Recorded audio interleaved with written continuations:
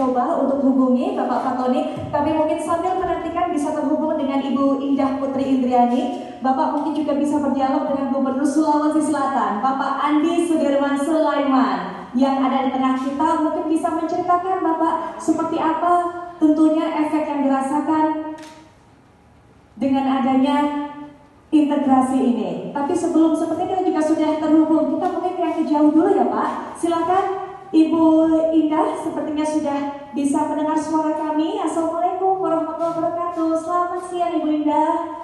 Ya, waalaikumsalam warahmatullahi wabarakatuh. Selamat siang semuanya, Pak Menko, Pak Menteri, dan seluruh hadirin. Baik, Pak Fatoni mungkin ada mau disampaikan kepada Bupati Luwu Utara ini mengenai hal ini Pak. Baik, terima kasih. Assalamualaikum warahmatullahi wabarakatuh. Kita bersyukur pada tanggal 10 Desember yang lalu SIPD telah di-launching sebagai aplikasi umum.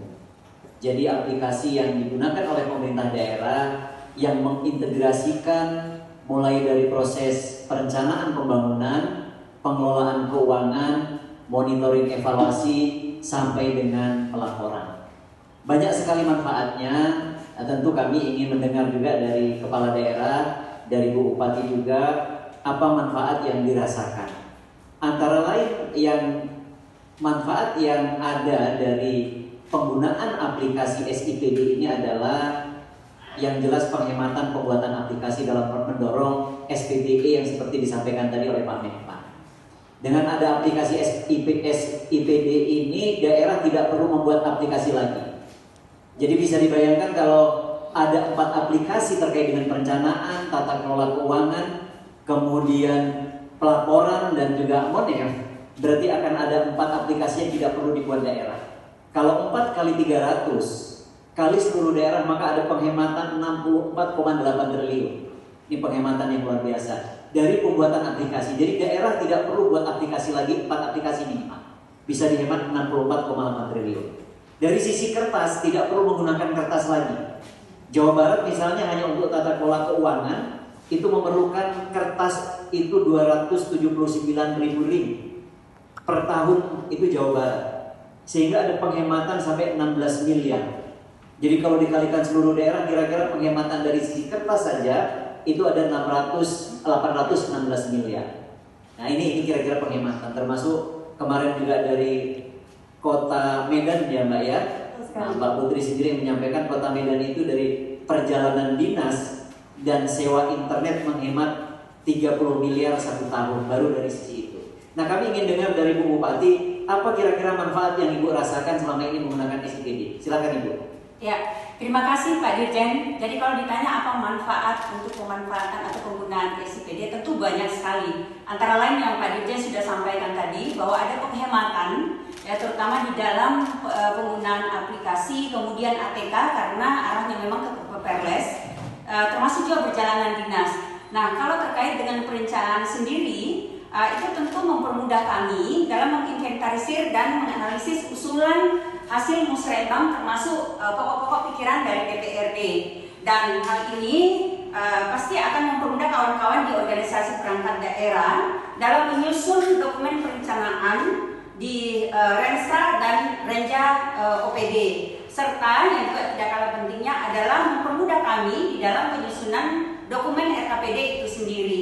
Nah, kalau manfaat lain juga kita temukan dalam proses penetapan APBD, di mana dalam penyusunan RKPD yang telah berdasarkan analisis standar belanja dan standar harga satuan yang sebelumnya telah diinput dalam SIPD, sehingga memudahkan dalam penyusunan KUA PPAS dan RKA SKPD yang merupakan bahan dalam penyusunan APBD. Nah, meskipun demikian Pak Dirjen dan Bapak Ibu semua, harus kita akui bahwa memang masih ada kendala Pak, ya, yang kita temukan di dalam proses perencanaan sampai pada proses penetapan APBD. Karena dalam penggunaan aplikasi SIPD ini sering kali overload Pak. Mungkin ya hal ini disebabkan karena semua daerah menggunakan aplikasi ini. Jadi saran kami, masukan dari daerah adalah mungkin ditambah, kita kita harus menambah kapasitas servernya, ya, karena kami mencoba Pak untuk mencari solusi. Karena kalau kami menginput di jam kerja misalnya mulai jam 8 itu dia buffering terus Pak, buffering terus. Jadi teman-teman harus kami rubah jam kerjanya. Jadi biasanya malam dia menginputnya setelah Isya sampai pukul 3 pagi, bahkan ada yang sampai pukul 5 dini hari. Ya terutama di waktu-waktu terakhir ini karena kan ada batas waktu ya Pak ya, dan itu semua daerah kemudian rame-rame memasukkan di waktu kerja yang atau di waktu yang sama. Nah kemudian yang juga menjadi catatan kami mungkin juga bisa dipertimbangkan untuk perbaikan helpdesk-nya Pak. Ya jadi helpdesk yang ada di Kementerian Dalam Negeri sebelumnya kan belum ada Pak, tapi alhamdulillah akhir-akhir ini sudah ada dibentuk satu kelompok kerja untuk memberikan bantuan. Tapi sekali lagi itu juga sangat sulit diakses oleh daerah. Nah, kami yakin bahwa bukan karena teman-teman tidak bekerja, tetapi sekali lagi karena begitu banyaknya daerah yang katakanlah memasukkan atau meminta bantuan dari helpdesk dan pada saat yang bersamaan. Nah ini juga menjadi catatan bagi kami di pemerintahan daerah. Kira-kira seperti itu Pak Dirjen. Baik, terima kasih Ibu Indah Putri Indriani. Sebelum nanti Pak Fatoni memberikan tanggapan singkat mungkin, tapi terima kasih Ibu. Mungkin juga ini kendala-kendala yang dialami oleh daerah-daerah lainnya, sehingga Ibu mewakili daerah lainnya sudah menyampaikan kendala-kendala. Ada juga Pak masukan-masukan dan saran secara teknis sudah dicatat Ibu tadi dengan Pak Fatoni.